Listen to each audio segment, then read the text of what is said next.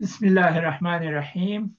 محترم وطنوالو، ورونو خوندو، محترم لودین صاحب، السلام علیکم ورحمت الله وبرکاتو. تاسو ټولو ته د لوی اختر مبارکي وایم. دا دی وکي چې روغ او جوړ اوسئ او دغه څو لحظې چې د موږ سره یې له دغه پروګرام نه تاسو لذت واخلئ. ډیره مننه دراني صاحب. وعلیکم السلام. هیله ده چې روغ او جوړ اوسئ او په دې وسیله له خپلو وطنوالو ته هم سلامونه او نیکې هیلې وړاندې کوم. زما دا کامره کې لږ څه داسې ستونزه راغله، هیله ده چې دا به رفع شي انشاءالله.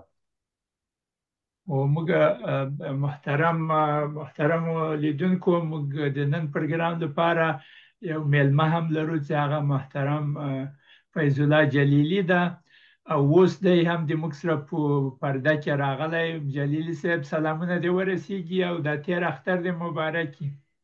جناب محترم دراني صاحب، ستړی مه شئ. الله دې تا ته مبارک کړي. الله تعالی دعاګانې قبول کړي. محترم ډاکټر صاحب ته، لیدونکو اوریدونکو ټولو ته سلامونه، احترامات او د تیر اختر مبارکي وړاندې کوم. الله عزتمن ولري.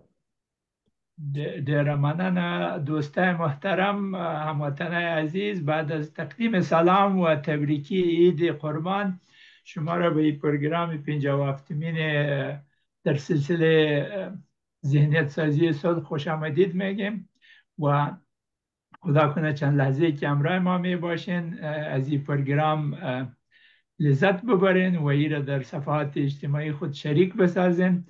ما میخواهیم که یک سلاید همراه شما شریک بسازم که یک ذره معلومات زیادتر درباره پروگرام باشه. بعد از این پروگرام دیگه شروع میکنیم.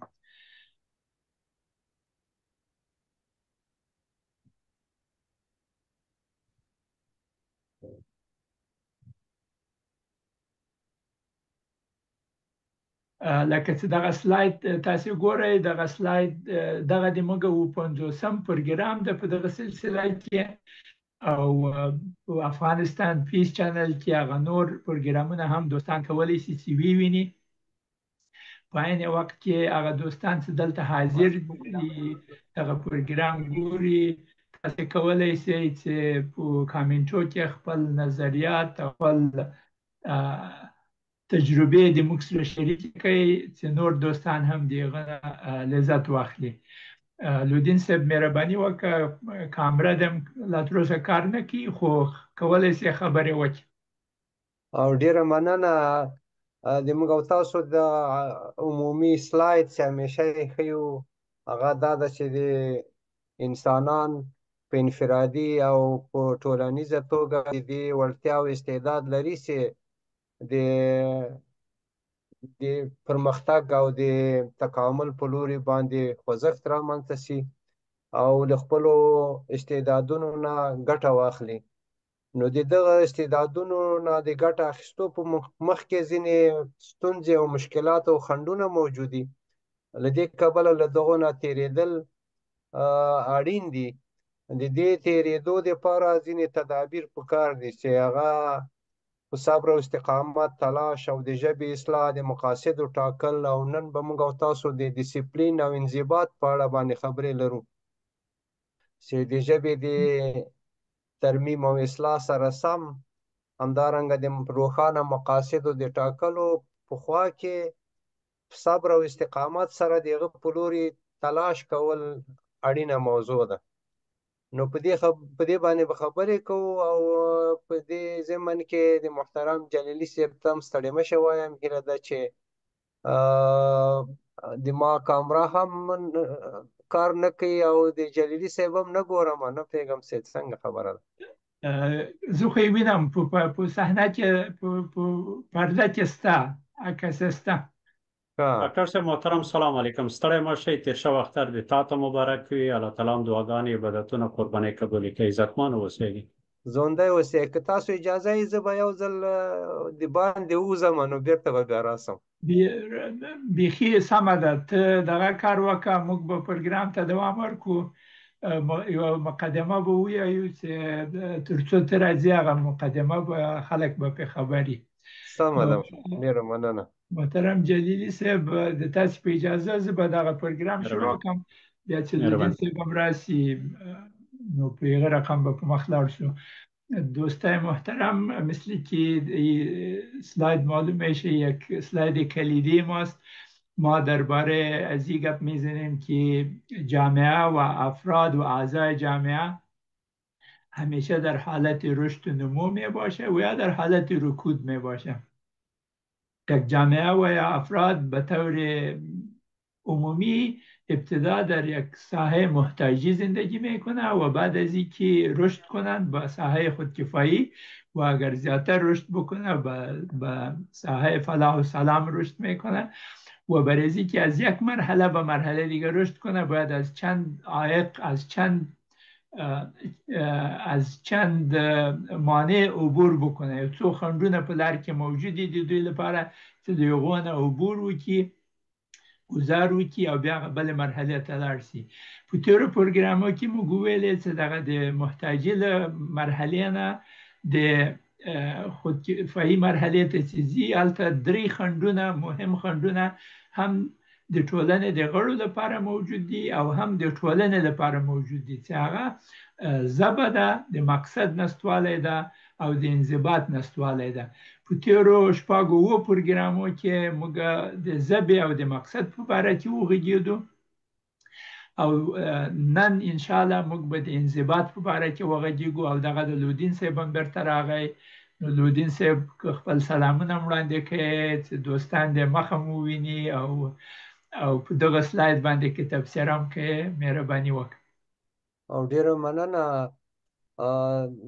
داسې دا تخنیکی وسایل کله کله که لږ ذره ناسم استعمال هم سي مشکلات راولي، نو دا یو خاص مهارت غواړي. په هر صورت دغه سلاید زموږ او تاسو همیشه یو کلیدي او بنیادي سلاید ده چې په دې کې دغه د تحول نقشه او د انکشاف نقشه تقریبا ترسیم شوې ده چې د فردي او ټولنیز انکشاف لپاره دا یو اسانه یو نقشه ده چې موږ او تاسو کولی شو خپل فعالیتونه د دې سره تنظیم کړی شو. یعنې هر انسان یا هره ټولنه د یو انکشافي استعدادونو لرونکې ده او الله تعالی ټول انسانان په داسې توګه خلق کړي چې هغه د خپل ژوند د انکشاف لپاره خپلې وړتیاوې که په ښه توګه استعمال کړي نو کولی شي چې د محتاجي له سطحې نه د خودکفایي او د خودکفایي له سطحې نه عالي سطحې ته تحول وکړي، انکشاف وکړي.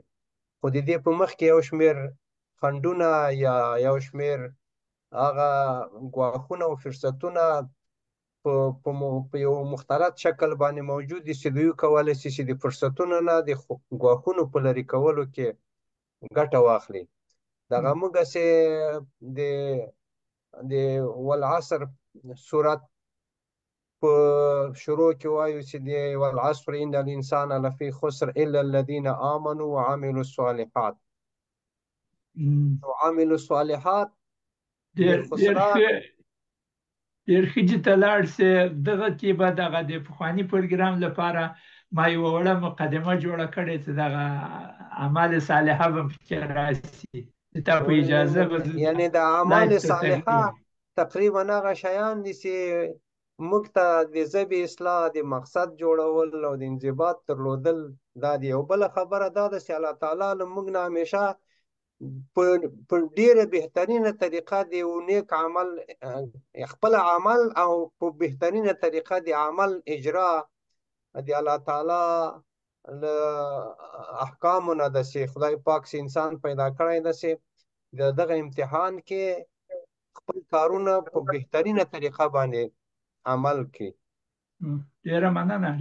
نو د دې لپاره چې دوستان هم حافظه لږ ذره تازه سي او هم موږ ته یوه مقدمه پیدا سي، زه به یو دوه درې سلایده د پخواني پروګرام نه دلته د دوستانو سره شریک کړم او محترم ایماني صاحب هم دلته په لاین کې دا سلامونه یې وړاندې کړي دي.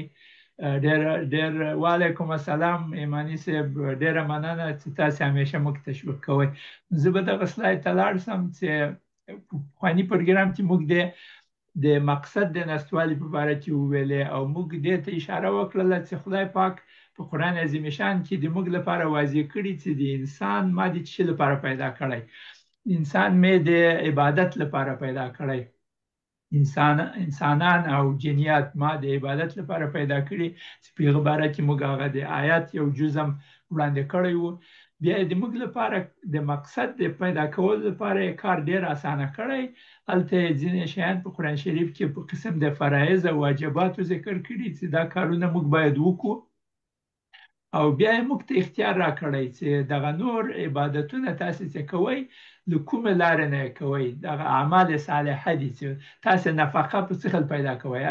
دا به چې تاسو د طبابت کې تخصص پیدا کړئ او دغه لپاره هم نفقه کې، هم صدقات او خیرات او مساعدات او خدمات او دا کارونه کې، یا د زراعت لاره کې، یا د انجینری لاره کې، یا د نورو خدماتو لاره کې، سیول سروینټس یا د حکومتداري لاره، په هر ساحه کې تخصص پیدا کړئ نسبت لیغه چې خدای پاک استعدادونه ورکړي دي. په دغه لارې نه تاسو د خپل مقصد د ژوند تعیین کړئ او هغه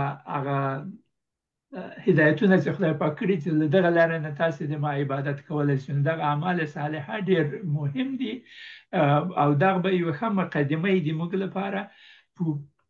هم په دغه سلاید کې موږ تیر پروګرام کې ویلي وو چې د دې لپاره چې موږ یو هدف تعیین کړو، څنګه چې هدف تعیین کړو هغه ماضي شو. هدف د دې لپاره کوو چې د موږ په راتلونکي به هغه خیالي منظره، هغه لرلید د موږ به څه شي، او د دې لپاره چې د اوس له حالت نه خیالي منظرې ته ورسېږو، موږ په لار کې ځینې مقصدونه لرو چې هغه ترسره کړو. نو په هغه لار به نن به غږېږو چې دغه لار کې څه مشکلات موجود دي او په څه رقم سره موږ کولی شو د هغه نه عبور وکړو. بل سلاید چې موږ شریک کړی وو هغه دا ده چې د مقصد او د خنډو لمنځ او هغه نتیجه د موږ د اعمال ترمنځ یو مثلثي ارتباط موجود ده. هغه داسې ده چې مقصد د موږ د ژوند مقصد کوچنی وي، هغه خنډونه په لار کې چې دي هغه هم واړه وي، کوچنی وي، او هغه نتیجه د خنډو د عبور نه هم وړه نتیجه ورکړي. اما که د موږ مقصد ډېر لوی وي، یعنې په نړیواله ساحه کې وي یا د ټولنې په ساحه کې وي، یا خپل شخصي لوی مقصدونه ولرو، په هغه لار کې خنډونه هم لوی وي او دغه خنډونه چې موږ عبور وکړو بیا نتیجه هم هماغسې لوی وي. نو د دې لپاره چې هغې نتیجې ته ورسېږو، د موږ نوی پروګرام به اوس شروع کړو چې د دغه لپاره انضباط ضرور ده.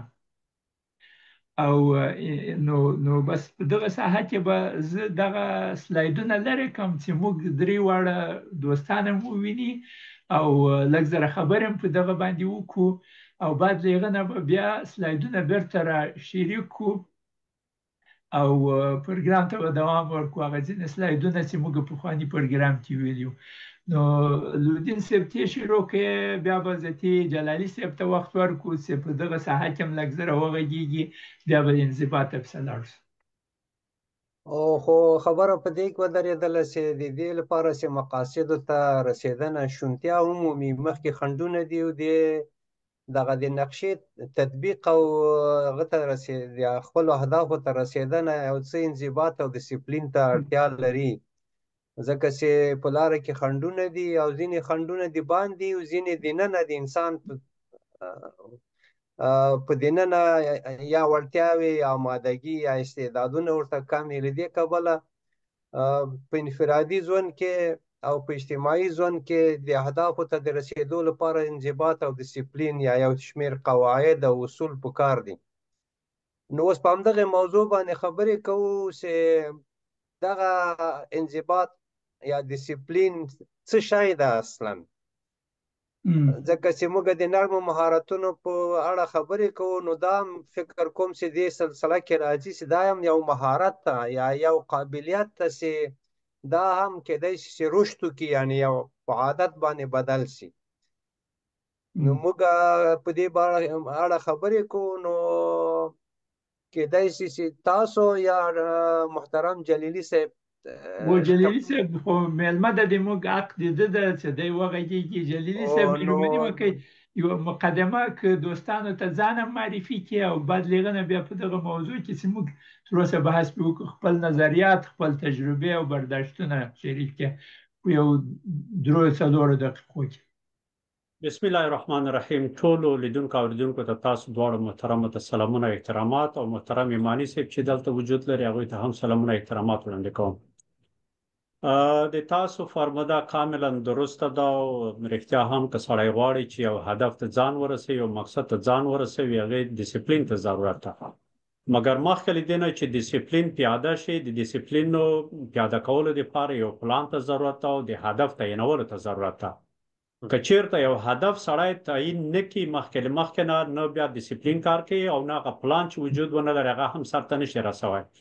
که چیرته پلان هم ولري خو هدف ونه لري بیا هم معامله سرته نه رسیږي. زموږ تاسو وطن کې یو کیسه ده، کله کله به د ساده کیسې هم ورسره ملګري کوو چې ډېره ښه فایده لري. مثلا یو دیکان ده په کور کې ماخوستن ناسته وایي سبا به پټي ته ولاړ شم او پټي کې به دغه یو غاړه به یوې خواته وغورځوم،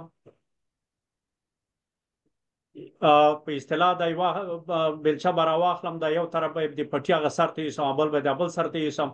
نو دغه خیال پلو وایي سبا چې سهار پټي ته ملاړ شي همغه خیال پلو وایي، نور نه پلان لري نه هغه لري. یو ساعت پټي کې تېر کړي بېرته کور ته راشي ولا لکه چې کار مې وکړو حال دا چې نه هدف ته رسېدلی وي، نه شودیاره جوړه شوې وي، نه پټی جوړ شوی، یو شی مې نه وي، ځکه چې نه هدف معلوم ده، نه ستراتیژي معلومه ده، نه پلان معلوم ده، نه ډیسپلین شته، یو شی هم نشته. یا مثلا ځینې کسان غواړي چې یو مکتب ته لاړ شي خو مکتب کې غواړي چې مثلا ځان د کامیابۍ درجې ته ورسوي. نو د کامیابۍ درجې ته چې دی ځان رسوي که دی هر په 3 ورځو کې 4 کې 2 ورځې غیر حاضري او 2 ورځې په صنف وي هغه هم ناوخته، دا هېڅ کامیابۍ ته نه رسېږي. نو طبعا پلان باید ولري، ډیسپلین باید ولري. اوس خبره دا ده چې د ډیسپلین دپاره که چېرته څوک غواړي چې هدف ولري نو د هدف تعریف دا ده چې هدف هر هغه څه چې انسان غواړي هغې ته ځان ورسوي، د هغې دپاره هڅه او کوشش کولو ته هدف ویلی شي. اوس دغه هدف یا په بله معنه داسې هم کولی شي چې هغه حالت یا پایله ده چې انسان غواړي په راتلونکي کې هغې ته ورسیږي. مثلا یو سړی غواړي چې ډاکټر یا انجینر شي، دغه د ډاکټري ترلاسه کول په خپله یو هدف ده، نو هغه به څنګه ترلاسه کوي؟ او همدا رقم سره دغه د هدف مثالونه فوق العاده ډیر دي. موږ تاسو مخکې هم فکر کوم تاسو په تیرو پروګرامونو کې هم پې کار کړی ده.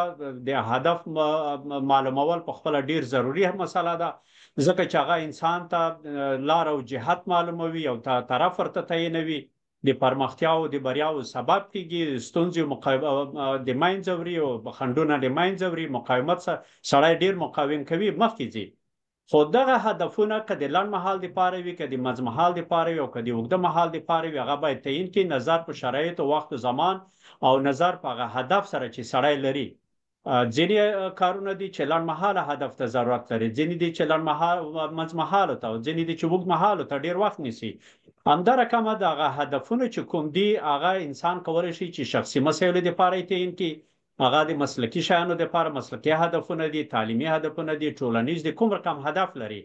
نظر په هغه هدف سره باید انسان خپله تګلاره تعیین کړي او د هغې سره سم په اصطلاح پلان او ډیسپلین جوړ کړي. نو همدا رقم سره دغه هدفونه چې دي په ډېر مختلفو شکلونو سره نور هم سړی کولی شي. مثلا سمارت هدفونه دي او کوم هدف چې انسان تعینوي هغه باید هغه وي اندازه کېدونکي وي. مثلا یو مطالب په امتحان پرچې لیکي وایي زه باید کامیاب شم، نور هدف نه وي معلوم چې څو درجې باید واخلم. خو که یو سړی یو مطالب وایي چې نه زه باید کامیاب شم خو د 100 درجو سره، نو دغه 100 درجې چې ورته تعینوي دا معنی دا چې د ده هدف اندازه کېدونکی ده. همدا رقم سره یو هدف چې انسان تعینوي هغه هدف باید قابل تطبیق وي، عملي کېدونکی وي. مثلا یو سړی غواړي ډاکټر شي، نو دغه ډاکټري دپاره باید هدف تعین کړي، نه دا چې غواړي ځان ډاکټر کې خو درسونه د شرایط ولولي یا مثلا د دیکاني او په نورو کارونو کې مصروفي. نو په دغه صورت کې چې هدف قابل تطبیق نه وي بیا هم کېدونکی نه ده. همدا رقم سره هر هدف په خپل وخت و زمان کې باید تطبیق شي، هغې دپاره وخت و زمان باید تطبیق هغه کې معلوم کړي.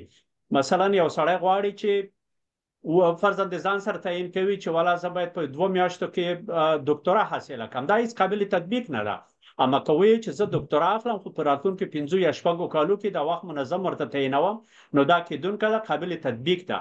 همدا رقم سره د هدف باید هغه د هدفونه باید د هغه څه سره تړاو ولري، کوم شی چې د غواړي اجرا یې کړي. نو دا مسایل ډېر اوږده دي. اوس راځو خپل ډیسپلین ته. نو بس دغه سلاید به شروع کو، بس په ډیسپلین باندې وګا دغه څه وغږیو کو. دغه دوستان هم د موږ سره شریک سي په دې کې. موږ یو تعریف د انضباط لپاره د ډیسپلین لپاره جوړ کړی چې دلته شریکو، او هغه دا ده چې دری باندې زه وغږیږم. تعریف انضباط شخصی آن توانمندی است که به واسطه آن انسان میتواند بر اعمال، احساسات و اولویات زندگی خود کنترل داشته باشد و به تصمیم‌های خود متعهد بماند. اگر این کار کرده بتانه او دیسیپلین شخصی داره، اما اگر تصمیم بگیره و هدفم تعیین کنه، بعد از او دم رایش کدام چیز دیگه شو او ریلا کنه یا غفلت کنه، یک چیز دیگه، دیسیپلین نداره. نو په دغه رقم باندې لودین صاحب له تانه به شروع کو، خپل نظر تاسو ورکړئ په دې باره کې، بیا به بیرته جلیلي صاحب ته راسو. یو عرض مې کولو، بخښنه غواړم دراني صاحب، تا مخکې ماته ویلي چې لږ ځان معرفي کړو، خو ما نه هغه پاتې شو، فکر مې نه شو ستا په یاد راغله. زما نوم فیض الله جلیلي ده، اصلا زه د خوست یم، او تقریبا د 29 کاله کېږي چې نیویارک کې اوسېږم، او ټول عالي تحصیلات مې هم دلته نیویارک پوهنتون کړي دي. او ډېره مننه، ډېره مننه. خو زموږ وطندار یې، زه د پکتیا د سید کرم یم. بله صاحب، ټول وطنداران یو. په هر صورت ډېره مننه جلیلي صاحب، خدای پاک دې آباد لره. ما اورېدلي تاسو نه وروسته بیا پوښتنې کوم د تاسو د شخصي ژوند د انضباط او ډیسپلین نمونې چې تاسو په ډېر کم وخت کې لوړ اهداف ترلاسه کړي. په هر صورت انشاءالله دلته خو دغه تعریف چې دراني صاحب تاسو په دری ژبه باندې وکړی، په پښتو کې شخصي انضباط هغه توان دی چې دغه په واسطه انسان کولی شي په خپلو اعمالو، احساساتو او اولویاتو باندې کنټرول ولري او پریکړو ته ژمن پاتې شي. نو دا د کنټرول او پریکړو ته ژمنتیا دا خپله یو توان ده، یو ذهني مهارت ده چې دی کولی شي چې په کارونو باندې تمرکز ولري او په سمه توګه د اجرا دپاره هغه وسایل او مسایل چې ضرور دي هغه باندې پوهي. او د نظم او کنټرول او د مقرراتو د اصولو خبره هم په دې کې شته ده. که چیرې یو هدف ته لکه چې مخکې اشاره وشوه د رسېدو یو خیالي منظره ترسیم وي، اما دغه خیالي منظره په عمل کې په واقعیت باندې بدلېدو دپاره فعالیت پکار ده. فعالیتونه همدارنګه منابع، وخت نه ښه توګه ګټه اخیستل، د هر کار په خپل وخت باندې او په سمه توګه باندې اجرا کول، دا قدم په قدم موږ او تاسو خیالي منظرې ته رسوي. نو دې کبله دا د نظم او کنټرول او د مقرراتو او اصولو د رعایت مسله هم شته په دې کې. همدارنګه دا د یو مسؤلیت په توګه باندې په خپل ذهن کې په ځان باندې قبلول چې زه دې هدف ته رسېږم، نو د ځاني کنټرول چې د موږ او تاسو په اسلامي متونو کې په عامه توګه د تقوا کلمه ورته دلته ذکر شوې ده، چې تقوا اصطلاح دې ته ښه راځي، یعنې ځاني کنټرول او د هدف په لوري باندې تمرکز، ذهنا تمرکز، یا مثلا د خپلو قواو د تمرکز ده. دا خو د ځاني خبره ده. په ټولنیز ژوند کې هم انضباط او ډیسپلین، هغه عمومي قوانین او مقررات زندگی چې دي، هغه سبب د دې کېږي چې ژوند منظم شکل غوره کړي، له ګډوډي نه جلوګیري وشي.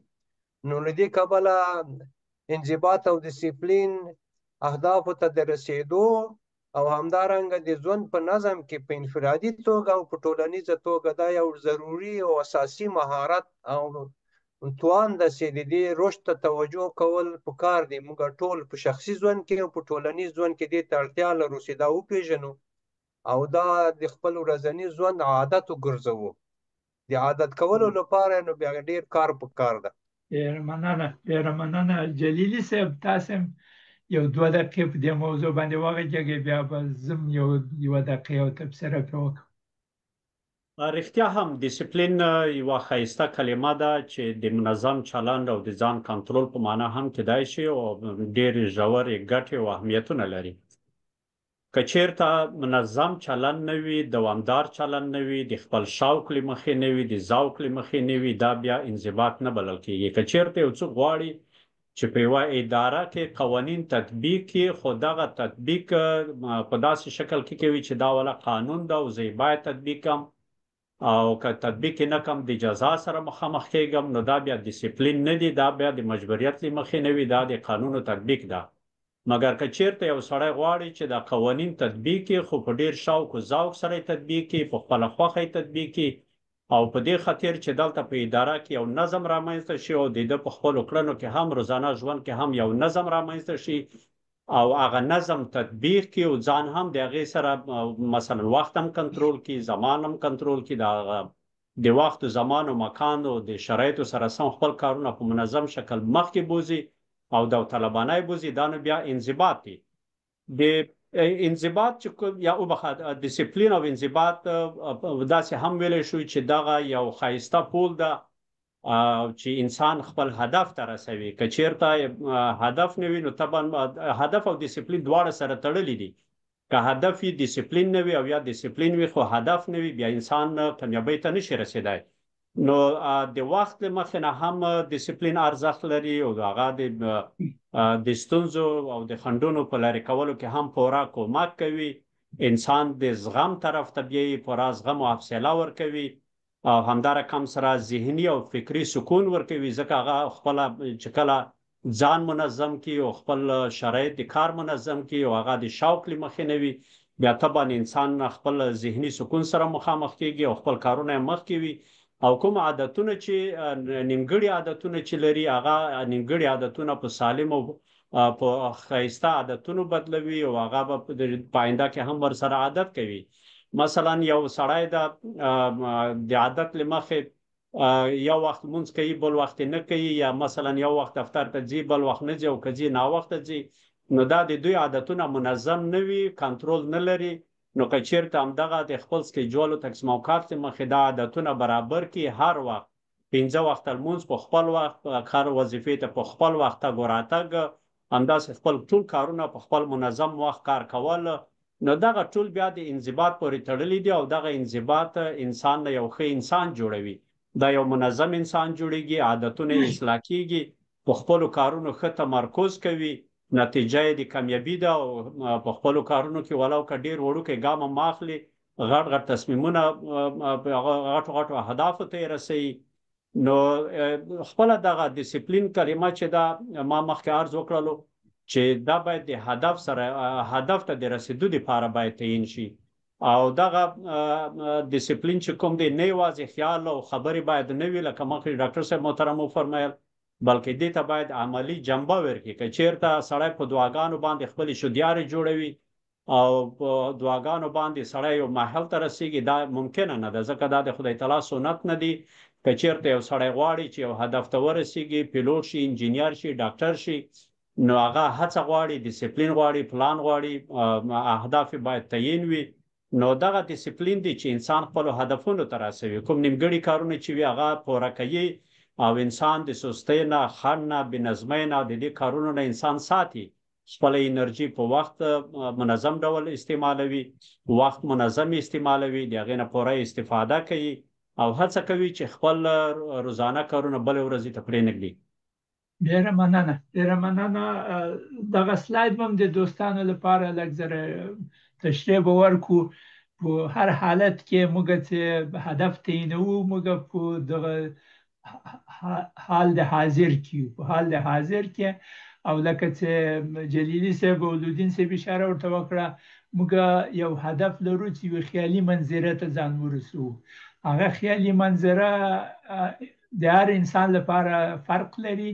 یو نفر مثلا بکالوریا پاس وي، خیالي منظره دا ده چې یا ډاکټر سي، یا انجینیر سي، یا پیلوټ سي، یا منصبدار سي، یا حقوق ویایي، یا شرایط ویایي. هغه د دوی خیالي منظره ده. دغه کرسر د ما داسې لږ زره اخیستو. د خیالي منظره دغه خیالي منظره ده. د موږ مقصد اوس داسې تعین و چې له دغه حال نه خیالي منظرې ته په څه رقم سره ورسېږو. دغه لار هم پلانګذاري کړه، لکه چې جلیلي صاحب اشاره ورته وکړه. انضباط په هغه وخت کې راځي چې په لار کې نور شیان را پیدا شي، چې موږ غواړو د لارې نه په بل طرف ته هغې کې په انګلیسي باندې شایني آبجکټس ورته وایي دې ته، چې له لارې نه مو وباسي. یا مثلا په هغه د کلي په سویت چې موږ غږېدو چې شیطان دې موږ په لار کې ولاړي او موږ غولوي او راته وایي چې دغه لار غلطه ده، راځه په دې لار باندې لاړ شه. بیا چې انضباط لري هلته یې جواب ورکړي، بیا په لار کې بل شیطان درته ولاړي چې نه دغه لار غلطه ده، په دې لار باندې لاړ شه. بیا دغه شیان چې دلته تاسې وینئ، دغه اشارې چې شوي دي، له لارې نه سړی باسي یوه لار. دغلته دغه انضباط چې جلیلي صاحب اشاره ورته وکړه او دغه تعریف چې موږ وکړ دلته په درس کړي، تر څو چې موږ په ډېر منظم ډول او په اصولي ډول باندې خیالي منظرې ته ورسېږو.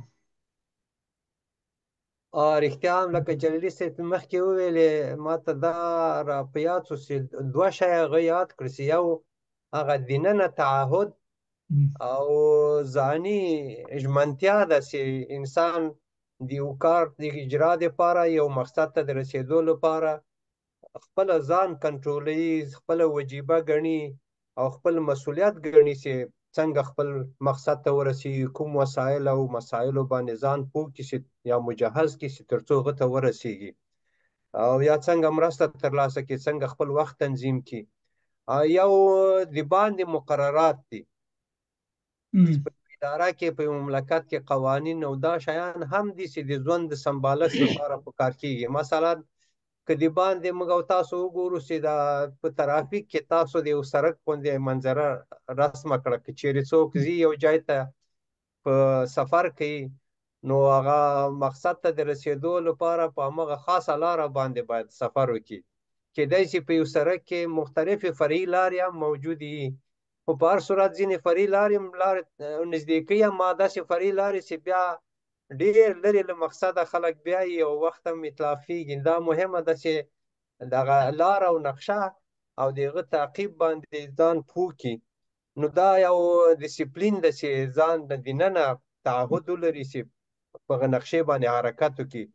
د انسان ذهن همیشه ډېر په اصطلاح متمرکز نشي پاتې کېدلی. یو خصوصیت یې دا ده چې له یوې خوا نه بلې خوا ته یو نوع پرواز کوي، له یو از یک شاخ و شاخ دیگه میپرد. ذهن د انسان همداسې یو خصوصیت لري. اما که چېرې څوک عادت شي په دې باندې چې تمرکز ولري، مثلا په لمانځه کې اکثره دا تجربه به موږ او تاسو ټولو کړي چې موږ غواړو چې په حضور سره او په خشوع او په خضوع سره لمونځ وکړو، اما زموږ په ذهن کې ځینې شیان راځي. د شیطان ذکر تاسو مخکې وکړ، دغه وسوسې او دغه بعضې افکار انسان د خپل مقصد نه بالاخره غافل کوي، کله کله وخت پرې تېرېږي. نو له دې کبله د ډسپلین، تقوا او د ځاني تعهد دغه عادت او په دې باندې د دې وړتیا ترلاسه کول یو له ډېرو مهمو شیانو نه دی او دا د بریا سبب کېږي. بریالي انسانان یا بریالۍ ټولنې همیشه د مقاصدو په څنګ کې د ډسپلین او د مسلسل کار مسؤلیت راخپلوي. مثلا په افغانستان کې ډېرو حکومتونو یا ولایتونو به ځان ته انکشافي پلانونه درلودل، اما د مسلسل کار او تعهد مسؤلیت په عدم اجرا سره اکثره کارونه پاتې کېدل یا له ډېر پخوا نه راپاتې دي. که نه تر اوسه پورې ډېر خلکو پلانونه درلودل د مملکت په سطح، د ولایت په سطح، په ټولنیز ډول باندې، او همدارنګه د انفرادي سطح باندې.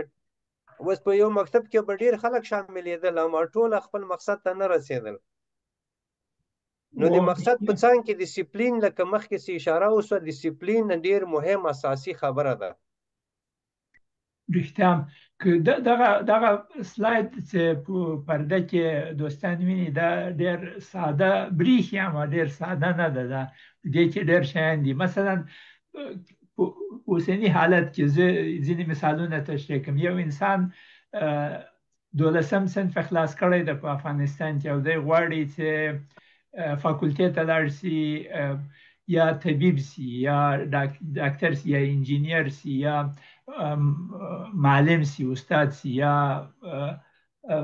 علوم دینی ویایي یا پیلوټ سي یا ساینسي موضوعاتو کې تعقیب وکړي.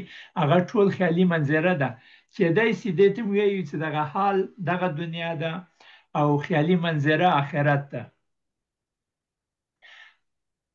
او هغه خپل پلان چې جوړو لار موجوده ده، یو مستقیمه لار تللې ده له دنیا نه آخرت ته، یا له 12م صنف نه د فاکولټې له لارې نه ځې خپل لیسانس د فاکولټې واخلي، یا د ماستري لپاره یا د دکتورا لپاره، یا په ادبیاتو کې په هره ساحه کې چې وي دغه فورمول په هغې کې کار کوي، او همیشه په لار کې دغسې فرعي موضوعات منځته راځي چې موږ له هغه موضوع نه غافل کوي چې اصل هدف ته ورسېږو. موږ یا وخت ضایع کیږي، یا په غلطه لار باندې لاړ شو، یا اشتباهات رانه کیږي.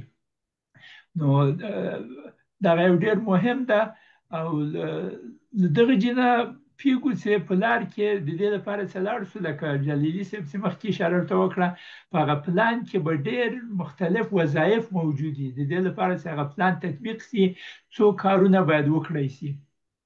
نو د هغه لپاره موږ یو فورمول باید جوړ کړو چې موږ د خپل ژوند اولویات څخه تعینوو.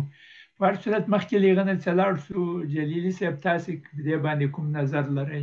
شریکه کړئ تجربه خو دا ده چې که چېرته یو انسان ډیسپلین ونه لري، پلان ونه لري، مخکې ټولو دوستانو تاسو دواړو ویلې چې هدف ته نه رسېږي. لودین صاحب مخکې راته وویلې چې ته د خپلو تجربو له مخې او شاید د دې لپاره چې دوستان ښه پې پوه شي او عملي شکل یې وویني، زه به د خپل ژوند د یوه کیسه درته وکړم عملاً. هغه دا ده چې زه کله امریکا ته راغلم، نو په اول وخت کې تقریبا یو 3-4 کاله زه بې پلانه وم، هېڅ نه پوهېدم چې څه وکړم، ځکه چې دا چې نه پوهېدم خبره دا وه چې نه مې کوم خاص هدف په اوله کې لرلو او نه پلان. یو 2-3 کاله بعد متوجه شم چې زه بې هدفه روان یم. دا بې هدفه ژوند انسان کندې ته غورځوي. نو ومې ویلې چې نه، زه باید یو هدف ولرم، او هغه هدف دا ده چې په امریکا کې دوستانو سره دا خبره کوم چې هر څوک چې په خارج کې اوسېږي 2 کاره دې وکړي، تعلیم دې وکړي، ځان دپاره د پیسې جوړې کړي چې د فامیل ورسره ګزاره وشي، او که دې کې یو هم نشي کوی نو بیا دې بېرته لاړ شي وطن ته، د خپل کار وکړي، هلته د کور فامیل سره اوسېږي. نو ما څه وکړل، زما د ځان دپاره هدف تعیین کړو چې په 2002 کې چې زه باید عالي تحصیلاتو پورې هم په امریکا کې تحصیل وکړم. هدف مې دا و چې زه باید یو ښې غټې ډیګریانې ولرم. اول هدف مې دا تعین کړو چې اسوسییټ ډیګري باید ولرم. سمدستي لاړم کالج کې مې ځان داخل کړو، بغیر د اول سیمستر نه ان د ماستري تر اخره پورې ما ډبل سکالرشپ واخیستو. مې ښه درسونه تعقیب کړل، په لوړه درجه مې باید اخیستې وای، او هم ډبل سکالرشپ یې راکړو. هم اتریش ته د 10 ورځو سیمینار لپاره معرفي شوم. مجرد کې چې دغه اسوسییټ مې واخیستو، نو زما منځنی هدف بیا دا و چې زه باید لیسانس هم واخلم. لیسانس مې هم په ډېره کمه موده کې واخیستو، سره د دې چې کارونه مې هم فوق العاده ډېر وو، او وخت او انضباط مې هم په ځان ومنل چې زه باید وخت هم تطبیق کړم، منظم باید کړم، پلان باید وي، روزانه پلان باید وي، او دوامداره پلان باید وي. حتی ان تر دې اندازې پورې چې ماستري و، یو 2 کاله پی ایچ ډي و، دې پروګرام ته مې ځان وقف کړلو. دا کارونه مې ټول خلاص کړل. څنګه مې خلاص کړه؟ باور وکړئ سره د دې چې ما یو څه واړه بزنسونه لرل، د شپې په 1 بجې زه کار ته تلم، ځکه چې وخت مې ورکړو، زه باید د شپې کار ته لاړ شم. د ماسپښین تر 3 بجو پورې ما خپل کارونه هم کول، او یو 2 کسان کارګر را سره وو، هغوی به مې هم کول، په کار اچول چې هغوی هم باید کار وکړي. 3 بجې فکس زه کالج ته تلم. کالج کې به د ماښام ماخوستان تر 9-9:30 پورې وم، بیرته به د خپل ټاکلي وخت سره بیرته منظم کور ته راتلم. چې کور ته به را رسېدم کله 9:30 او کله 10 بجې به شو، 1 بجې به بیرته پاڅېدم. دغه کار ما تقریبا 6-7 کاله وکړو، مسلسل بدون د وقفې نه. یعنې کله کله به داسې شوم چې موټر کې به روان وم، ویده به شوم، لایټ ته چراغ ته ترافیکي چراغ ته به ولاړ وم، موټر کې به مې سترګې پټې شولې، دومره په تکلیف. مګر چون دا انضباط مې ومنل چې زه باید منظم اوسېږم، وخت مې باید منظم وي، کارونه مې باید په سکیجول او تقسیم اوقات برابر وي، او دا مې هم هدف و چې زه باید ماستري او دکترا او څو دا شیان باید واخلم. تر دې حده پورې چې په 2000 کال کې زه مریض شوم، عملیات مې وکړل، شفاخانه کې پروت وم، 3مه ورځ مې وه، خو زما د لیسانس د دورې وروستني امتحانونه وو. نو ما ورور ته ویل ما دغه زما کتابونه راته راوړه. 3مه ورځ په میز راته ډالۍ کړل. ډاکټر راته ویل وای ته خو مریض یې، ډېر غټ تکلیف لري، دا څنګه؟ مل نه، زما هدف دا دی چې زه باید دا ډګریانې واخلم. لیسانس هم خلاص شو، ماستري مې هم په 2 سیمیسترو کې خلاصه کړه، او تر ټولو نه عالي درجه په مکتب کې او طلایي میډال مې هم واخیستو. بیا یوه ورځ یو پروفیسور راته وویلې وای کالج کې وای ته څه کوې؟ مال زه غواړم د ماستري مې تکمیل کړم. وای ته لیونی، ته مړ کېږې، مریض یو، عملیات دا او هغه. مال نه، زه غواړم چې دا مرض له منځه یوسم، مرض باید ما مړ نه کړي، زه باید مرض مړ کړم. هغه تر اوسه پورې ژوندی یم، الحمدلله، د الله احسان ده. مطلب مې دا و چې یوې خواته هغه د لودین صاحب محترم سوال ته هم ځواب ویم عملا، او دوستان هم په دې پوه شي چې همیشه په خپل ژوند کې باید هدف ولرو، د هدف سره هدف ته د رسیدو لپاره باید پلان ولرو، او د پلان سره باید ډیسپلین مراعات کړو. که چیرته ډیسپلین نه وي، وخت، زمان او مکان او شرایط دا ټول په نظر کې ونه نیسو، نو نه لوړو پوړیو ته رسیږو او نه د ښه ژوند څښتنان کیږو. که څوک غواړي چې د ښه ژوند څښتن شي، تعلیم وکړي، تحصیل وکړي، شرکتونه جوړ کړي، بډای شي، سرمایه‌دار شي، رئیس جمهور او وزیر شي، نو طبعا دغه خپل پلانونه او خپل دا شیان باید منظم کړي. د ډیسپلین ټول اصول باید په ځان ومني تر څو چې لوړو پوړیو ته ورسیږي. او د ډیسپلین تطبیق دغه د احساساتو له مخې نه کیږي، بلکې دا د اصولو له مخې کیږي. ځان ته باید اصول تعیین کړي چې زه کوم اصول مراعات کړم تر څو چې خپلو اهدافو ته ورسیږم، او د اصولو له مخې مې ډیسپلین هم مراعات کړی وي، پلان مې هم تطبیق کړی وي، او هدف ته ورسیږم. بخښنه غواړم قصه مې اوږده کړه. ډېره مننه، ډېره مننه. نو لودین صاحب یو 2 دقیقې مهرباني وکړم. ما غوښتل چې د جلیلي صاحب دغه عملی زندگی قصه او د یو نظم او ډیسپلین عملی نمونه هغه د دوستانو ته تقدیم شوله، چې دا د ځاني کنټرول او ډیسپلین مهارت او عادت جوړول بیا په کارونو کې اسانتیا راولي. په شروع کې د ډیسپلین او د نظم جوړول یو څه کوشش غواړي، هڅه غواړي. انسان اکثرا کله کله د استراحت او آرامش خواته غواړي، ډیر تمایل لري په لومړیو کې، خو کله کله که سړی باثبات او با ډیسپلینه وي، ورو ورو دا بیا د زندگی سره مل کېږي او دا په عادت باندې بدلیږي. او دا ډیسپلین د ژوند لپاره د بریاو لپاره یو مهمه کلی ده، ځکه چې ډیر شیان خلک په ډیر شوق باندې کله کله شروع کوي د هدف په لوري، اما دغه تسلسل منظمه توګه باندې دغه تعقیب او سیستماتیک ډول باندې د خپل پرمختګ هغه اندازه‌ګیري نه غفلت سبب د دې کېږي چې ځینې کارونه ښه کارونه یې په ښه شوق او علاقه‌مندي باندې پیل شوي، لیکن هغه د ډیسپلین نه رعایت او د یو نظم په ترتیب باندې د کارونو نه اجرا سبب د دې کېږي چې کارونه بیرته پاتې کېږي. موږ او تاسو ډېر مثالونه د کار او د تعلیم په اړه باندې لرو. په تعلیم کې هم که یو شاګرد یا یو محصل روزمره خپل کارونه یا کار خانگی ترسره کړي، نو هغه کولی شي چې په امتحان کې په اسانه توګه باندې پاس یا کامیاب شي. که کارونه پرېږدي، شاته یې واچي، یو کار اولویت بندي ونه لري، کوم کار مهم ده، عاجل ده، باید ترسره شي په خپل وخت کې، که دا کار نه وي نو بیا ګډوډي راځي، نظم له زندگی نه ځي، او اکثره کارونه وخت چې ډېر بار شي په چا باندې، بیا ټول کارونه پاتې شي. نو له دې کبله مهمه خبره دا ده چې کارونه موږ او تاسو تنظیم کو، اولویت بندي کو، کوم شی اول دی، کوم مهم دی چې هغه اجرا کو. دا به ډېره ښه خبرې، لکه تاسو دغه د یو سلاید راوړ، دا د انسان د رشد او د انکشاف مهمه علامه ده چې دوی کولی شي چې خپل کارونه اولویت بندي کړي. نو تاسو کولی شئ چې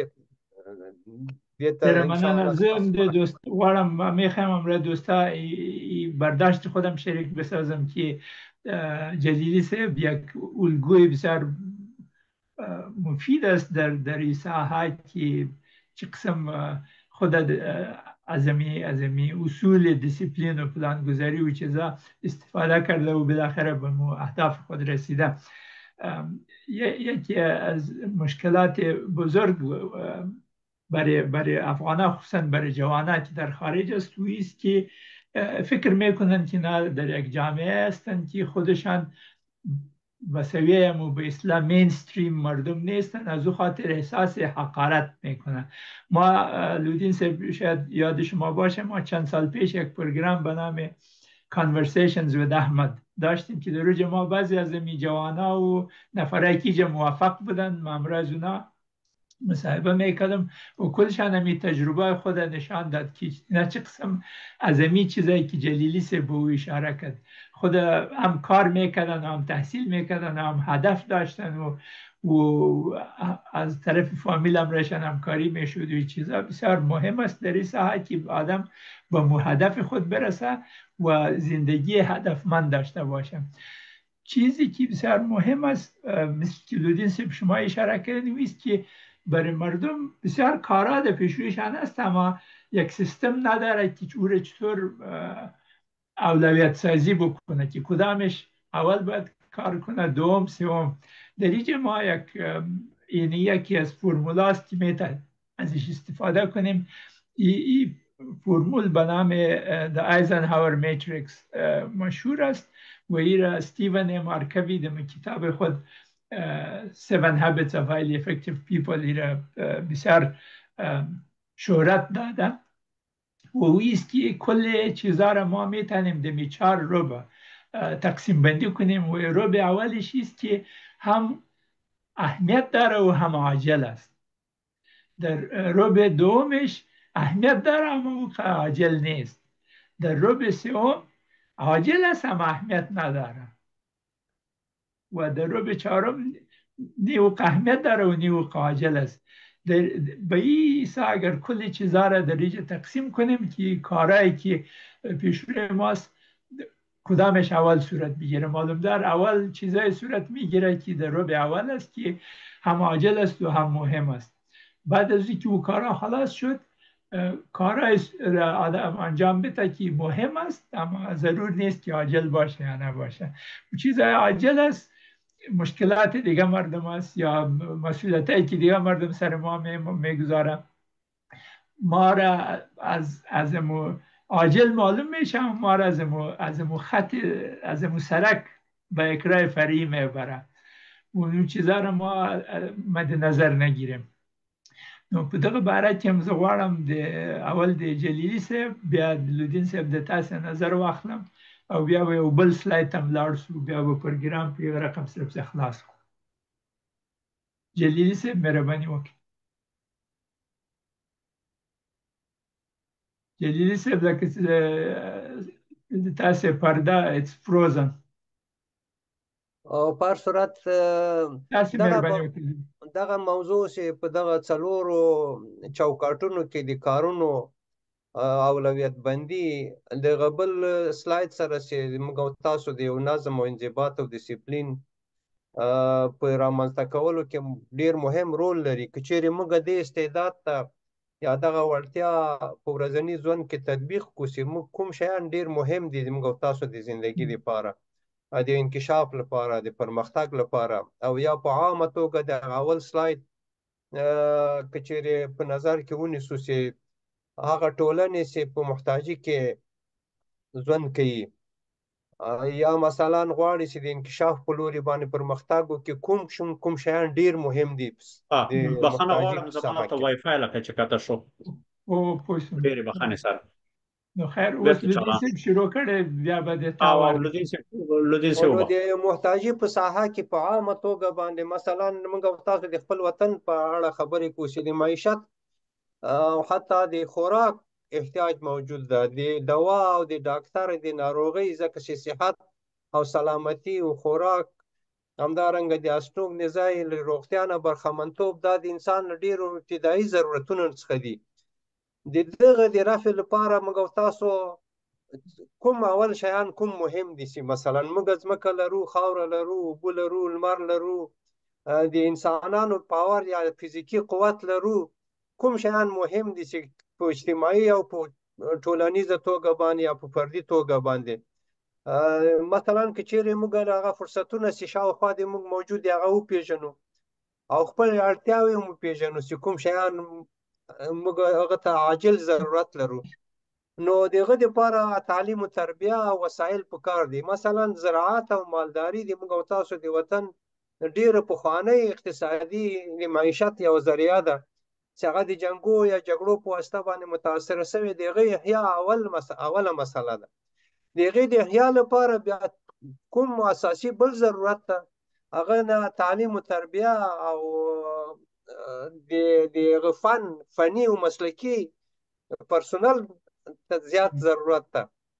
په همدې ترتیب سره د دې لپاره بیا قوانین او اصول چې څنګه وکولای شو چې افغانستان خود په یو جزیره کې ژوند نه کوي، په دنیا سره ژوند کوي، د هغه لپاره روابط او ځکه ټول وسایل په افغانستان کې مشکله ده چې رامنځته شي. د دنیا سره د روابطو د قوانینو د اصولو مسله ده چې د دنیا سره څنګه روابط جوړ شي ترڅو د انکشاف لپاره قراردادونه جوړ شي. نو دا په ټولنیز او فردي توګه باندې د موږ په ملک کې دا ضرورت ده چې موږ څنګه د بحران او عاجلو مشکلاتو نه څنګه ووځو، یعنی پروژې رامنځته شي. مثلا د خوشتیپې خوشبختانه د خوشتیپې د کانال دغه یو شروع یا آغاز چې کېدای شي سږ کال خیر سره تکمیل ته ورسیږي. دا یو عاجل او مهم مسله وه چې د افغانستان د معیشت لپاره دا پکار و او د دې په څنګ کې به انشاءالله خودکفایي ته موږ ورسیږو. بله خبره دا ده چې په دغه کار کې دا صبر او استقامت او تسلسل د کار، دا انضباط او ډیسپلین څومره په دې کې مهم رول لوبولی ده چې ترڅو خلک کارونه په خپل هغه شوق سره، مخکې د شوق او علاقه‌مندي خبره وشوه، یو خو قوانین او مقررات دي، بل شوق او علاقه‌مندي چې کله کله هلته د انجینر صاحبان هغه کارګران اظهاروي نو هغه د ډیسپلین معنا ورکوي. نو په دې نه معلومیږي چې کارونه چې که چیرې عاجل او مهم په خپل وخت کې په ښه توګه سره سرته ورسیږي نو دا د انکشاف لپاره یا د خودکفایي په لوري باندې د یو نوه پرمختګ خبره ده. نو ما غوښته چې دغه مثال په دغه یو مثال راولم. وخت هم خلاصیږي. جلیلي صاحب ماتل ده چې دغه نظر هم واخلو بیا به او جلیلي صاحب یو 3 دقیقې وخت لري چې وغږیږي. اصلا د محتاجیو د مشکلاتو د دې نه د خلاصون لپاره وسیلې شته په افغانستان کې، منتها ابتکار ته ضرورت لري. او کله چې ابتکار رامنځته شولو نو هغه ابتکار هغې لپاره باید هدف تعیین کړي او پلان او ډیسپلین باید مراعات. مثلا د کابل زراعت پوهنتون ده، زراعت پوهنځی ده. د طالبانو په اوله دوره کې یوه ورځ زه د زراعت پوهنځی ته لاړم، رئیس د پوهنځی راته وویلي چې موږ استادان ډېر د مشکل سره مخامخ یو، نه لابراتوار شته او نه زراعت شته چې موږ خپل زده کړې پکې وکړو زموږ محصلین، او نه معاشونه شته. ما ورته ویل رئیس صاحب که چېرته دغه تا پوهنځی ماته په اجاره راکړې زه به در ټولو ته معاش هم ورسوم او لابراتوار به هم درته جوړ کړم، هر شی به درته جوړ کړم، خو ما سره قرارداد وکړه، ټوکه مې ورسره وکړه، ولې عملي مې ورته وویلې. هغې راته وخندل، وایي څنګه زه د زراعت پخوانی استاد یم او دا ته خبره راته کوې. مال بالکل، ځکه د کابل پوهنتون غالبا 200 جریب مځکه لري. ما ورته وویل مال د نورو پوهنځیو مځکې خو لا پرېږده، خو کومه مځکه چې د زراعت پوهنځی پورې مربوط ده، که چېرته د تاسو استادان ابتکار وکړئ، په ګډه کار وکړئ، د یو ټیم په شکل کار وکړئ، هدف ورته تعیین کړئ، په همدغه مځکه کې تاسو زراعت شروع کړئ، 1 کال 2 کال په اجاره ورکړئ چې د مځکې درته جوړې شي، هغې نه به عاید حاصل کړئ. همدغه ټول استادان او محصلین به په همدې کې اخته وي، هم به مو نه ښه ښایسته ابتکار رامنځته کړی وي، هم به مو د هدف ساته رسولی وي، لابراتوار هر څه به مو، او همدا رقم سره به مو د خپله پوهنځی په اقتصادي لحاظ د مشکل نه ویستلی وي. یعنې د خپلې مځکې نه عاید ترلاسه کوئ تر څو چې خپلې پوهنځۍ ته هم معاش ورکړي، هم خوراک ورکړي، هم مشکل یې نه وباسئ. زمونږ په افغانستان کې تر ټولو نه لوی عمده مشکل دا دی چې زموږ افغانان بیادبي معاف، موږ تاسو ټول افغانان یو، خو مشکل دا لرو په خپلو کارونو کې نه ابتکار کوو، نه هدف ته یې نه وو، نه خپل پلانونه تطبیقوو، نه ډیسپلین مراعات کوو، فقط په دې انتظار یو چې خارجان به موږ ته څه وکړي، حتی په دې اندازې پورې چې خارجان دې موږ ته تغییر د نظام راولي او نه پیغام په نظامونو کې دې تغییر راته راولي، وزارتونه دې راته جوړ کړي، عسکر دې راته راولي، خو چې موږ پکې پاچایان شو، موږ پاچایي ته ورسوي. موږ اصلا افغانان په ډېر غلطو شکلونو تربیه شوي یو، په غلطو شکلونو باندې لوی شوي یو، نه هدف ته یې نولی شو او نه خپلو هدفونو ته د رسیدو دپاره پلان او ډیسپلین لرو. ډېره مننه لودین صاحب. موږ فقط 3-4 دقیقې لرو، نو اخر یوه نیمه دقیقه د تا، یوه نیمه دقیقه به بیا جلیلي صاحب ته ورکړو، یوه نیمه دقیقه زه، بیا به خدای پاماني وکړو. نو خبره په ډیسپلین باندې متمرکزه ده. ډیسپلین هغه کلي ده چې د بریا دروازې د افرادو او ټولنو په مخ کې خلاصوي، او دا اصلا یو توان او وړتیا ده چې دا د دې راخپلولو لپاره د دې پیژندل او د دې زده کول او د دې پیاوړي کول په شخصي ژوند کې او په ټولنیز ژوند کې ضرور دي. بې له دې نه له نور چا نه توقعات او بالاخره فرمایشونه او هیلې موږ خپلو هدفونو ته نشي رسولی. له دې کبله موږ ته ضرور ده چې موږ دا وړتیا راخپله کړو، وپېژنو. ډېره مننه جلیلي صاحب، یوه نیمه دقیقه وخت لري. اخر لنډ به یې ووایو چې بیا هم ډیسپلین یو منظم چلند ده چې په هغې منظم چلند کې باید خپل ځان هم ووینو، هغه منظم کو، هر شی باید منظم روان وي. خو دلته لکه مخکې چې ما یو ځل تکرار کړه، اصول او مقرراتو تطبیق آیا ډیسپلین دی او که نه دی؟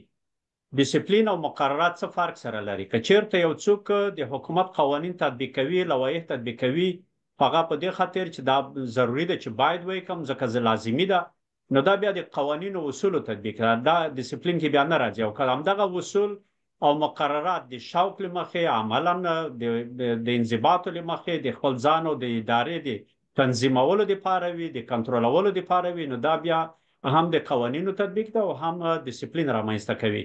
او ډیسپلین ډیر ضروری دی د قوانینو په څنګ کې. که چیرته قوانین عملي کوي خو ډیسپلین نه وي، هم بیا نو کنټرول اداره داسې چندان خوندوره نه وي. ډېره مننه دوستان محترم.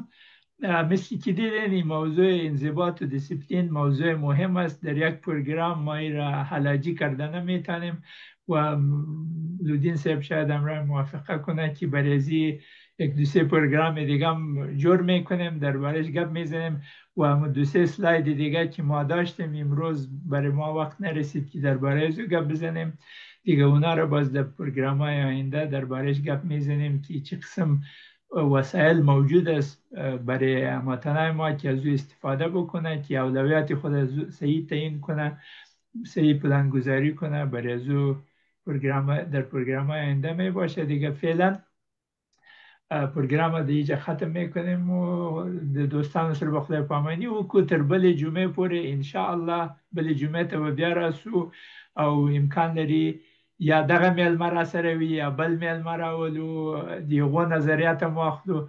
د ما په نظر خو چې میلمانه ډیر وي او نظریات هم ډیر دوستانو ته وړاندې کو، دوی ډیر یعنی د اختیار لپاره دغه یو شیان خوښ کی، فرصتونه به ډیر وي، د ځینو لپاره امکان لري دغه شی چې جلیلي صاحب وویلې ګټور وي، ځینو لپاره د نورو تجربې مفیدې واخیستې، په دغه رقم سره مخ لاړ شو. نو حاضره د خدای پاماني تاسو هم کولی شئ اللهم خدای پامان ښه وخت ولرئ. اللهم خدای پامان. السلام علیکم. ډېره مننه جلیلي صاحب. الله عزت خوشحاله شوم تاسو مې ولیدئ. عزتمن اوسئ. السلام علیکم.